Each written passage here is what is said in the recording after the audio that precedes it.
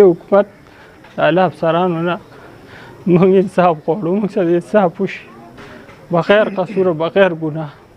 دوی ټول کور سلا شوي او دا ښځه یې وژلې ده او سیند ته یې غورځولې. ولې؟ د آی جي صاحب نه، ډي پي او صاحب نه، د عدالت نه، د ټول نه موږ انصاف غواړو چې دوی ته انصاف میلاو شي. 14-15 سال عمر و بعد عقاب را کړی ده. حکومت دا مطالبه کوم چې دا خر ټول ونیسي او دا کور یې تهلا او برباد کړي چې بل څوک داسې کار نه کوي. ډېر زیاتې او سره شوی دی. دا جنۍ وژلې په چاړو یې والې ده، ښه ظلم باندې وژلې، بیا یې لاسونه تړلي، بیا په جوال کې په یو څادر کې بنده کړې ده او سیند ته یې غورځولې وه. دې یو لیور دی، مراد نامه ده، دا زموږ چې کوم ده د خور خاوندو ناصر دا او مور یې دې درې واڼو ښه په سلا کړي دي. هغه زموږ لاش و په چاړو یې والې وه، نامې ښځه وه د 4مې شپې، ظلم یې کړی و بغیر قصوره، هېڅ ګناه نه تور نه سپین.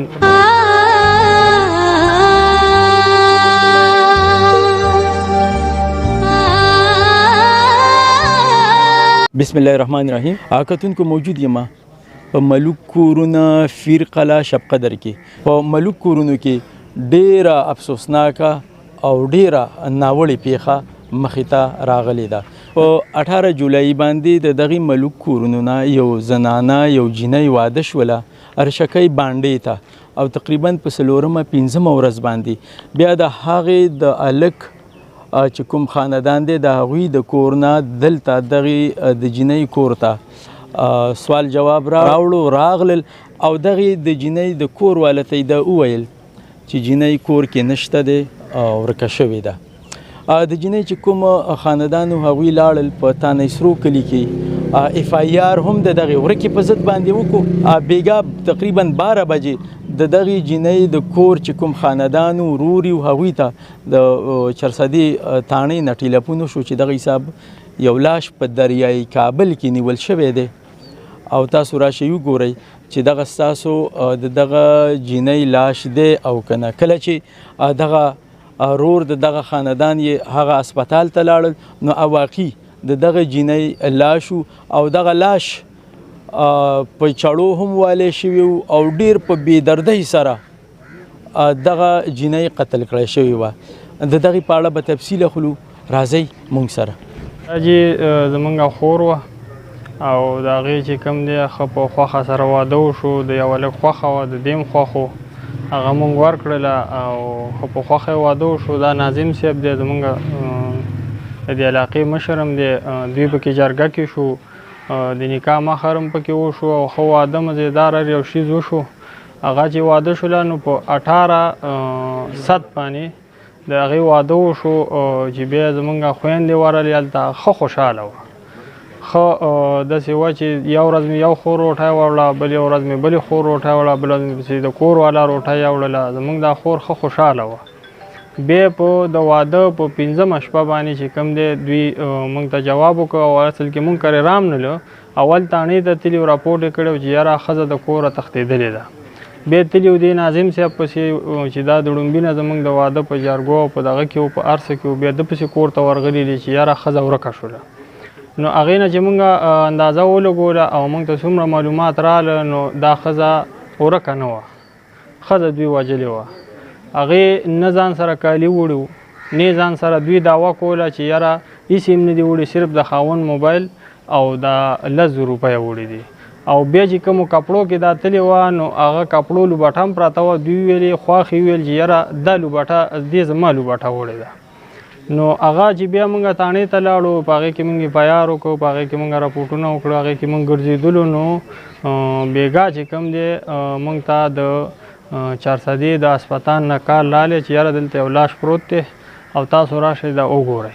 موږ لاړلو چارسدې اسپتال ته، موږ ته پکې تاڼې والا مې اطلاع وکړه یاره تاسو لاړ شئ دا لاش وګورئ. چې موږ ورغلو بلکل خو به خو هغه زموږ لاش و، په چاړو یې والې وه، نامې ښځه وه د 4مې شپې، ظلم یې کړی و بغیر قصوره، هېڅ ګناه نه تور نه سپین. او ده چې کوم دی دا کار وکړو د بلې ښځې په زور. ده چې کله موږ دا ښځه دله وکړه نو موږ ته دا پته نه وه چې د بله کویدن هم کړې ده. نو ده بیا موږ ته هم ویل د واده نه پس چې یاره ما هغه ښځه تنګوي او تاسو دعوا کوئ چې د هغې نه خلاص شمه.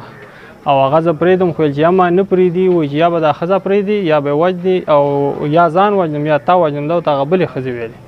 نو هر څه چې کړي د دې یو لیور دی مراد نامه ده دا زموږ چې کوم دا د خور خاوندو ناصر دا او مور دې درې واڼو ښه په سلا کړي دي هغه مور چې کومه لوباټه یادوله چې یاره دا لوباټه زما وړې نو هغه لوباټه دوی چې کوم دی دا جنۍ وژلې په چړو یې والې ده ښه ظلم باندې وژلې بیا له لاسونه تړلي بیا په جوال کې په یو څادر کې بنده کړې ده او سیند ته یې غورځولې وه نو چې موږ لاړلو په هسپتال کې په مغه جوال کې پرته وه او هغه د دې هغه خواښې چې کومه دعوه کوله چې زما لوباټه یې وړې هغه لوباټه هم پکې پرته وه چې خپې له پې تړلې وې هر څه یې کړي او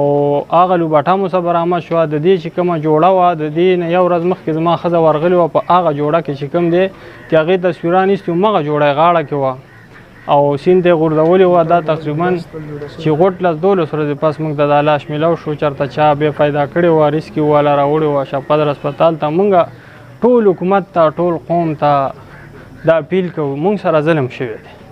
او ډېر ظلم را سره وشو زموږ خور وه نحوې وه ماشومه وه 14-15 سالو پورې بس دا قیبله کړې ده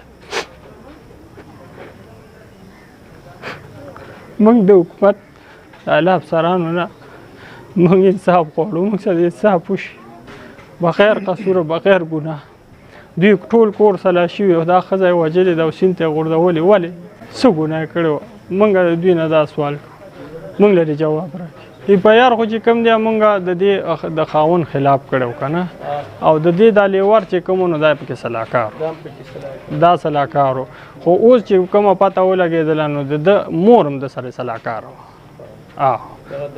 دا درې واڼه سلاکارو دې دوو زامنو او دې مور دا په پلانینګ سره دا کار کړی دی دا ښځه یې وژلې ده دې له یې ړومبیا نشه ورکړې یا یې زار ورکړي ځکه چې په دغه شپه یې له وایي دغه شورمه راوړې وه چې هغه شورمه یې پرې خوړلې دی بېهوشه کړې یا یې زار ورکړي بیا یې وړي سیند ته او ښه په پلان سره دی په چړو هم والې ده ځکه چې هسپتال والو ویل چې دا په چړو لګېدلې ده بیا له لاسونه او خپې تړلي دي او په هغه بوجۍ کې بنده کړې ده او سیند ته یې غورځولې ده دا پیښه چې کومه راغلې وه په دې کې په وخت سره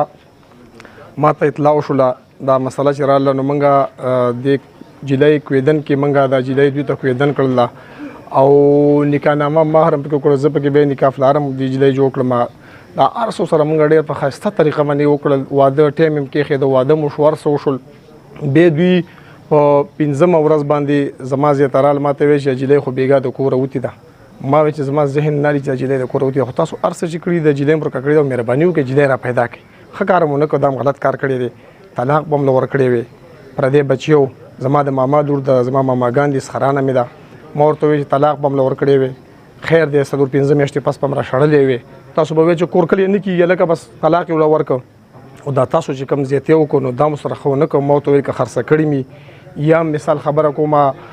وجلي موږ ته یې وښید هغې به هم درسره لارو کړو خو دې سړو اخوا دېخوا کول زما د زیانه بیا هم دغسې را روان شول ما له بیا مې یو ځل رال ما ورته یې خبره وکړه چې کسانو ته چې دا لاش تاسو راوباسئ چې عرض یې مې قسم وجلی دی کس ما ته سړی وښیه که تاسو وایي چې مټي زه تللی د بېګا تللی او ځان سره یې ده وړي چې سړی د کوره ځي په غلط خیر ځان سره بې سوړی وي د دې کلي علاقې څوک الګ په بدنام وي څوک کس په وي چې یار دلته کې چا سره تللې ده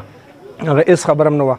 نو ډېر ظلم زیاتې سره وشو بیا چې دوی په کوم مرګ وجلي ده سیند غاړې ته یې بوتلي ده یا هغې کې مطلب په چړو یا په ګولۍ یا بیا په جوال کې بنده کړي لاسونه یې تړلي دي نو په ډېر سخت مرګ وجلي ده داسې کار خو کافر اندوان سیکان هم چا سره نه کېده که دا کم کار چې شوی د 4 شپې نه وي په 5مه شپه باندې داسې کار هغې سره کول دا پردی بچی دی موږ د حکومت نه د ای جي صاحب نه د ډي پي او صاحب نه د بالا افسرانو نه موږ د غټو خلکو ټولو نه دا موږ انصاف غواړو چې زموږ د ماماګانو ته انصاف میلو شي کم ظلم زیاتې چې وشو په دې موږ ډېر خفه یو ډېر غلط کار یو که موږ سره ډېر د پښتو کار وکړو د دوی دواړو یو بل خوښ ټیک شو موږ وایو چې د دې دواړه بې واده دي بې نکاح دي ماشومان دي موږ به دا په نکاح کو دي د نور څه حاجت نشته دی او ښه دا ده چې بس په نکاح شي یو بل ته واده وشي ای جي صاحب نه ډي پي او صاحب نه د عدالت نه د ټول نه موږ انصاف غواړو چې دوی ته انصاف میلو شي ډېر ظلم وشو او دا ماشومه جلۍ ولا والې واده کړل او بیا سره ډېر ظلم وکړ او دا د دې مخنیوی وشي موږ ټولو خلکو ته وایو چې د دې مخنیوی وکړئ او دا دې غریبانو سره ډېر زیاتې شوی سره ډېر ظلم وشو دا زموږ قرضه ده او بیا راواخیسته 3مه ورځ د واده کېده او دوی بیا دغه کړه سیند ته هم غوځاره کړه او د دې فوراً مخنیوي وشي. حکومت دا مطالبه کوم چې دا خر ټول ونیسي او دا کور یې تالا او برباد کړي چې بل څوک داسې کار نه کوي. ډېر زیاتې او سره شوی دی.